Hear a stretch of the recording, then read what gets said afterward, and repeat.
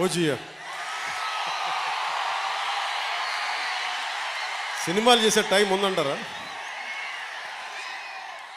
ఎలాగా మాట ఇచ్చాం కాబట్టి ముందు ఒక 3 నెలలు మీ కనీసం మీరు నన్ను తిట్టకూడదు, కనీసం ఒక్క రోడ్డు గుంతలు కూడా వేయలేదని తిట్టకూడదు కదా మీరు నన్ను. కనీసం గ్రామాలకి కొత్త రోడ్ల కంటే ముందు రోడ్లు గుంతలు పూడ్చి పాట్ హోల్స్ పూడ్చి మళ్ళీ మీరు తిట్టకూడదు కదా. నిన్ను ఎన్నుకుంటే మళ్ళీ నువ్వు వెళ్ళి ఓజీ చేస్తామని మనని క్యాజీ అంటే మరి నేనేం చెప్పను.